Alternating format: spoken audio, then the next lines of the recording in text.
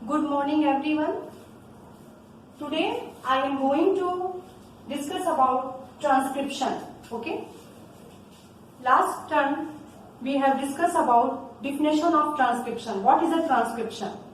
So transcription is the process of formation of RNA molecules from the DNA. Transcription वो process होता है जिसमें RNA का formation होता है कहां से? डीएनए से. ठीक है. So transcription is the process of formation of RNA molecules from the DNA. यानी जब डीएनए से आरएनए का फॉर्मेशन होता है वही प्रोसेस आपका क्या कहलाता है? ट्रांसक्रिप्शन कहलाता है. ठीक है. During transcription only a segment of DNA from only one of the strand participate. अब देखिए ट्रांसक्रिप्शन के दौरान होता क्या है कि जो आपका केवल एक स्ट्रैंड जो होता है, ओनली वन स्ट्रैंड जो है वही आपका पार्टिसिपेट करता है. यानी only a segment of DNA. DNA का जो एक सेगमेंट होता है कहां से? From only one of the strand जो है वही पार्टिसिपेट करते हैं. अब ऐसा क्यों होता है? ऐसा क्यों होता है? ठीक है. सो यदि अब देखिए ध्यान से देखिए आप लोग, both strands are not copy.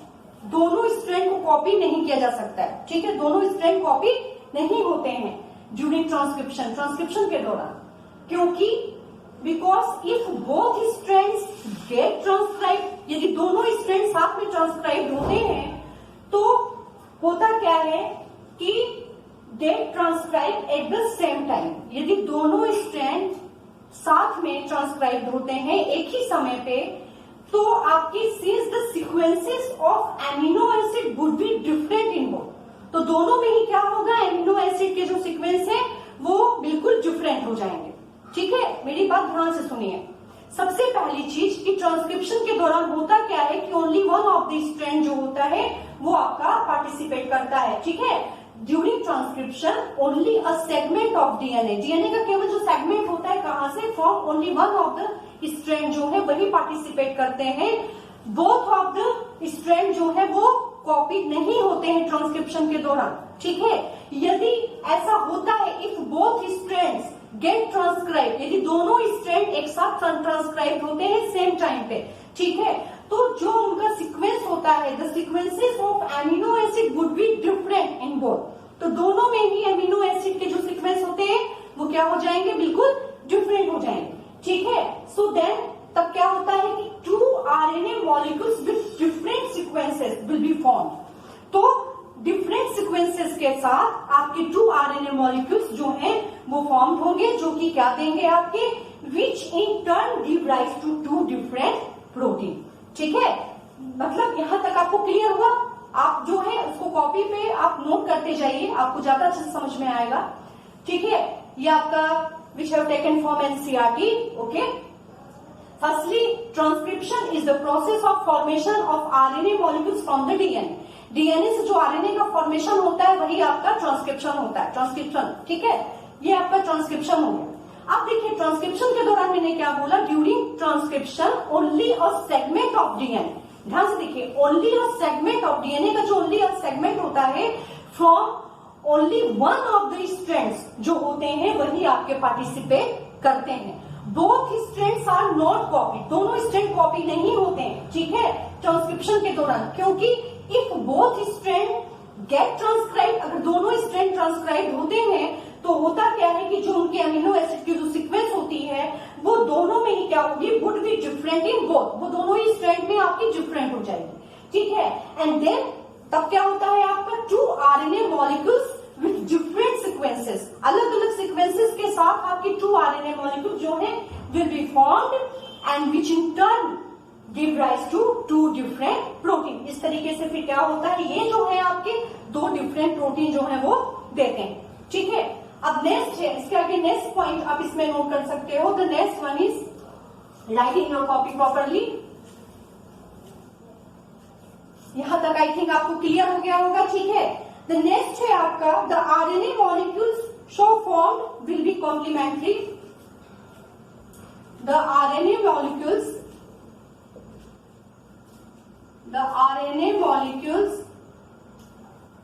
so formed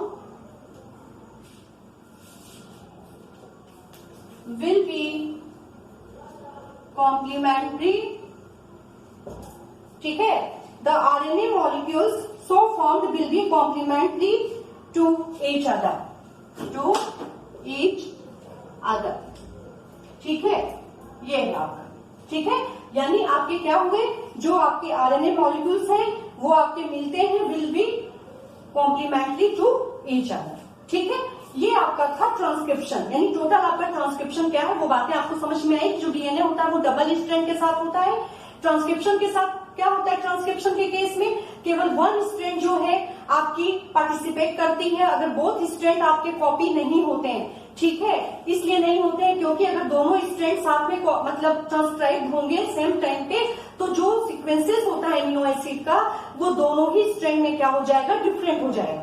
ठीक है, इसलिए केवल एक ही स्ट्रैंड जो होता है उसी को जो है आपके पार्टिसिपेट करता है. ठीक है, उसके बाद मैंने आपको बताया कि इस तरीके से क्या होता है कि जो आपके both strand get transcribe at the same time, वही मैंने भी बताया ना, तो क्या होता है आपके अमीनो एसिड जो होते हैं वो दोनों में ही डिफरेंट हो जाते हैं. तब क्या होता है, देन टू आरएनए मॉलिक्यूल्स जो हैं वो डिफरेंट सीक्वेंसेस के साथ फॉर्म होते हैं, वापस वो क्या देते हैं, विच इन टर्न वो क्या चीज देते हैं, give rise to different proteins. ठीक है, इस तरीके से the RNA molecules so form will be complementary to each other. ठीक है, नेक्स्ट हेडिंग आप डाल लीजिए, नेक्स्ट हेडिंग आप कॉपी में लिखिए, transcriptional unit.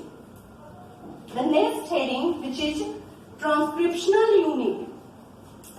Transcriptional unit. The next heading, देखिए नेक्स्ट है क्या आपका, ट्रांसक्रिप्शनल यूनिट. अब देखिए ट्रांसक्रिप्शन, इस ट्रांसक्रिप्शन को होने में क्या क्या चीजों की आवश्यकता होती है, किन चीजों की रिक्वायरमेंट होती है. ठीक है, तो क्या क्या आपके ट्रांसक्रिप्शनल यूनिट, कौन कौन से ट्रांसक्रिप्शनल यूनिट है.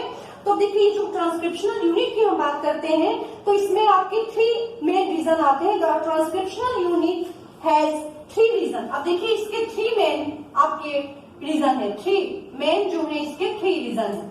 ठीक है, 3 reason.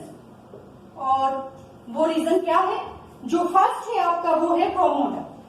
The first one is promoter. The second which is structural gene. Second, which is structural gene. Structural gene, and the third one is terminator. Third, terminator. Clear. पहला क्या है आपका प्रोमोटर, दूसरा है आपका स्ट्रक्चरल जीन, और तीसरा जो है वो है आपका टर्मिनेटर.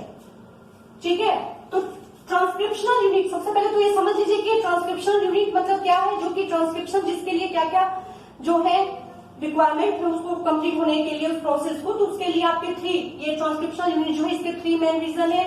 पहला है प्रोमोटर, दूसरा है स्ट्रक्चरल जीन, एंड थर्ड है आपका terminator.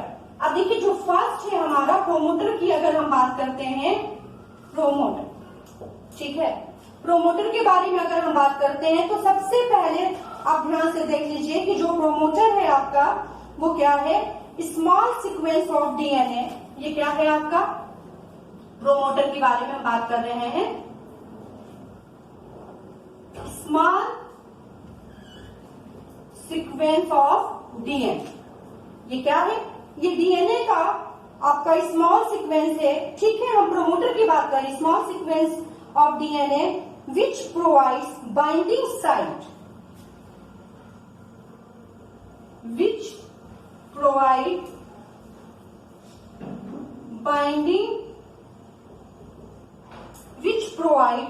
binding site for RNA polymerase,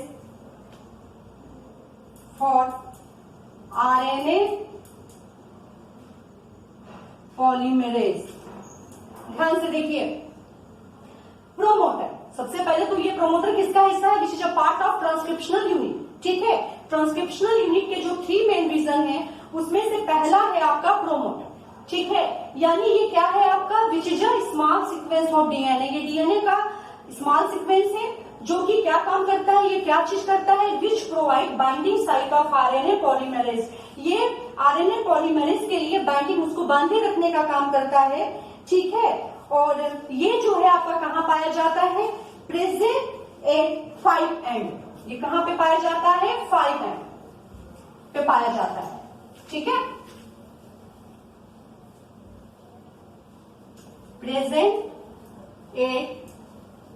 अब इसके आगे आप देख लीजिए, इसके आगे क्या है, जो है प्रेजेंट एट, इस आरएनए पॉलीमरेज की बात कर रहे हैं, प्रोमोटर की बात कर रहे हैं, प्रेजेंट एट इसकी बात कर रहे हैं। इसके आगे आप लिखोगे प्रेजेंट, ये कहां पे पाया जा रहा है, प्रेजेंट एट 5 एंड। ठीक है, ये हमने आपको बताया किसके बारे में, प्रोमोटर के बारे में। ठीक है, कि promoter which is a small sequence of DNA, जो कि क्या प्रोवाइड करता है, which provide binding site for RNA polymerase. ठीक है, और ये कहां पे प्रेजेंट होता है, present at 5 and. Okay, the next है आपका, इसके आगे जो नेक्स्ट है वो है आपका the 2 strand of the DNA, the 2 strand of the DNA, the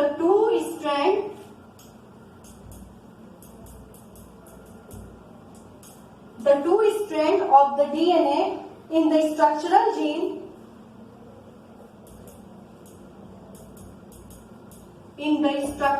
gene, ध्यान से देखिए और इसको आप लिखते भी जाइए। The 2 strand of the DNA in the structural gene of a transcription unit of a transcriptional unit, ध्यान से देखिए, of a transcriptional unit is termed as, ये क्या कहलाता है, is termed as template strand and coding strand, template strands and coding strand। अब देखिए, promoter के बारे में हमने डिस्कस किया कि which is a small sequence of DNA. ठीक है, and which provide binding site for RNA polymerase. ये क्या प्रोवाइड करता है, बाइंडिंग साइट, किसके लिए, आरएनए पॉलीमरेज के लिए। और ये कहां पाया जाता है, प्रेजेंट एट 5 एंड। ओके, फिर नेक्स्ट क्या था कि डीएनए, जो कि आप जानते हो कि डबल स्ट्रैंडेड डीएनए होता है। The 2 strand of the DNA, हम किसकी बात कर रहे हैं, स्ट्रक्चरल जीन की बात कर रहे हैं। ठीक है, जो आपका अभी हमने प्रोमोटर के बारे में आपको बताया था, स्ट्रक्चरल जीन के बारे में हम बात कर रहे हैं कि डीएनए के वो 2 स्ट्रैंड स्ट्रक्चरल जीन में जो होते हैं ट्रांसक्रिप्शनल यूनिट के, वो क्या कहलाते हैं, termed as template strand and the coding strand. ठीक है, the next one is the strand that has the polarity, the strand, the next, the strand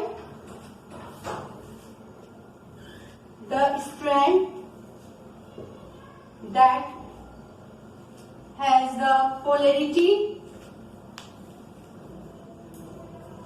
the strand that has the polarity 3 to 5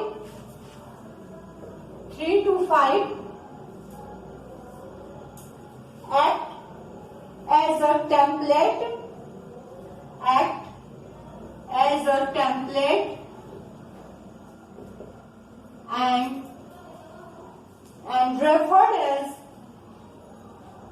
and referred as template strand। देखिए, questions आपसे पूछा जा सकता है, what are the difference between template strand and coding strand. ठीक है, सबसे पहले तो टेम्पलेट और कोडिंग होता क्या है। ठीक है, हम वही बात कर रहे थे कि जो आपके डीएनए के जो 2 स्ट्रैंड होते हैं, the 2 strand of DNA in a structural gene. अब स्ट्रक्चरल जीन क्या है, structural gene of a transcriptional unit. ये स्ट्रक्चरल जीन हम किसकी बात कर रहे हैं, जो ट्रांसक्रिप्शनल यूनिट का हिस्सा है। ठीक है, ये हमने जो अंडरलाइन किया है, इससे आप समझ लीजिए कि structural gene which is a part of transcriptional unit. Okay, तो यही क्या कहलाता है कि जो 2 स्ट्रैंड डीएनए के आपके स्ट्रक्चरल जीन में होते हैं, ठीक है, वही आपके क्या कहलाते हैं, template strand as well as coding strand. ठीक है, अब हमने बात किया कि टेम्पलेट स्ट्रेंड क्या होता है। तो जब स्ट्रेंड आपका जिसकी पोलैरिटी क्या है 3 to 5 है, ठीक है, the strand that has the polarity 3 to 5 act as a template. जो 3 to 5 एंड जो होता है वो क्या कहलाता है, वो आपका टेम्पलेट कहलाता है, और इसे हम which referred as template strand. But the next one is, अब अदर हैंड हम क्या कह सकते हैं कि जब आपकी पोलैरिटी जो है 5 to 3 एंड होगा, मतलब तो वो क्या कहलाएगा, coding. So the next one is, अब इसके आगे आप नोट कर सकते हैं, the other hand which has the polarity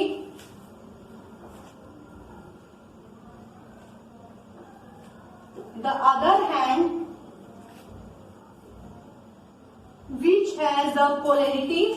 अब देखिए, अगर यही पोलैरिटी, अभी हम 3 to 5 एंड किए थे, अगर यही पोलैरिटी आपकी 5 to 3 है, 5 to 3 है, ठीक है, तो which is called is referred as coding strand, is referred as coding strand। So have you understood what are the difference between template strand and coding strand? सबसे पहले कि the two strand of DNA in a structural gene of transcriptional unit। Transcriptional unit का जो structural gene होता है उसमें जो आपके डीएनए के जो डबल स्ट्रैंड होते हैं वही आपके क्या कहलाते हैं, टेम्पलेट एंड कोडिंग स्ट्रैंड कहलाते हैं, ठीक है। लेकिन अगर हम बात करते हैं टेम्पलेट स्ट्रैंड की, पर्टिकुलर टेम्पलेट स्ट्रैंड क्या होता है, तो जब आपका स्ट्रैंड जिसकी पोलैरिटी आपकी 3 to 5 है, ठीक है, तो वो एक्ट एज अ टेम्पलेट, वो क्या कहलाएगा, टेम्पलेट, यानी उसे हम which is referred as template strand, okay. लेकिन जब अदर हैंड, अगर हम दूसरे तरीके से देखते हैं, अन्य में देखते हैं कि जब यही आपका अपोजिट हो जाता है, जो 3 to 5 था जो कि टेम्पलेट कहलाया, जब ये पोलैरिटी इसका जस्ट अपोजिट हो जाएगा, यानी 5 to 3, तो वो क्या कहलाएगा, आपका कोडिंग स्ट्रैंड कहलाएगा, ठीक है। तो आई थिंक, मुझे लगता है कि आपको ये जो आज का टॉपिक है वो क्लियर हुआ होगा। इसके बाद भी अगर आपको डाउट होता है तो then will be discuss tomorrow. Thank you.